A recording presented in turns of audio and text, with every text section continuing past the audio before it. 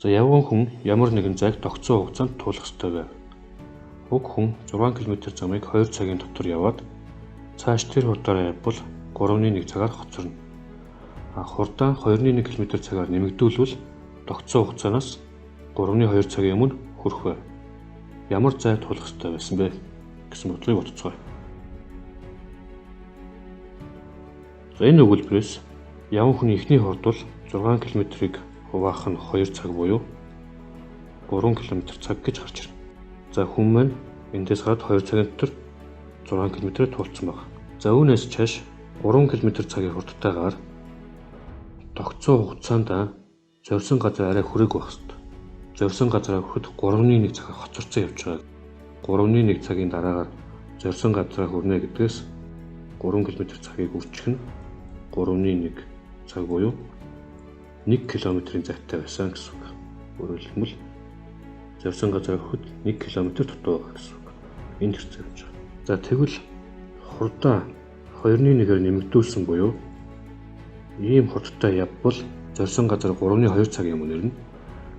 Чааш нь төлөвлөгөөнөө үргэлжлүүлсэн гэвэл үүнээс цаашаа 3.2 цаг буюу 3.7 км зам туулсан байна. За дахиад тодорхойлъя. Яг товолсон хугацаа болоход эхний хурдаараа бол 1 км-ийн дутуу байх нь байна.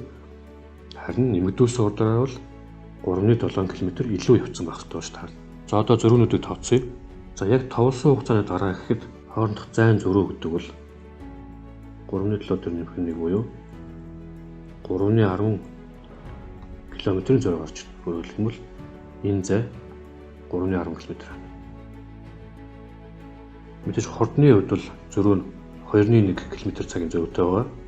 Цаг тутамд 2.1 км-ийн зөрүү гарсаар байгаад 3.10 км болцсон гэдгээс бид нэр 3.10 км-ийг хуваах нь 2.1 км цаг гэдгээс 3.20 цаг зарцуулсан гэсэн үг. Өөрөөр хэлэх юм бол 6 км явснаас чааш 3.20 цаг зарцуулсан байх нь. За энэ 3.20 цагийн хооронд бол 3 км цагийн хурдтайгаар нийтдээ 20 км туулсан болж таарна. Өөрөөр хэлэх юм бол эндээс энэ хүртэлх зай 20 км гэж гарч ирнэ.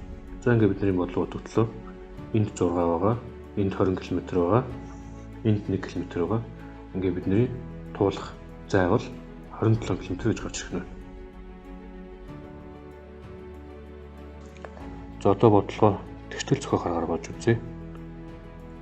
Энэ өгүүлбэрээсээ бол эхний хурд бол 3 км цаг байх нь ойлгомжтой.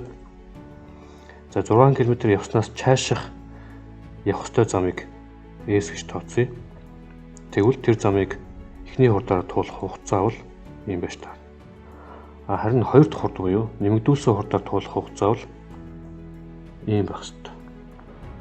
Эхний хугацаа бол 3.1 цагаар хоцорсон гэдгээс 3.1-ийг хасчууд дараагийнх нь 3.2 цагаар төрүүлсэн гэдгээс энийг нэмж өгвөл хоорондоо тэнцэх ёстой. За эндээс мэдээж хэрэг ийм буюу 121 гэж гарч ирнэ. За үүн дээр өмнө туулсан байсан 6 км нэмвэл нийт бидний явах ёстой зам бол 27 км гээд амархан олдож болно.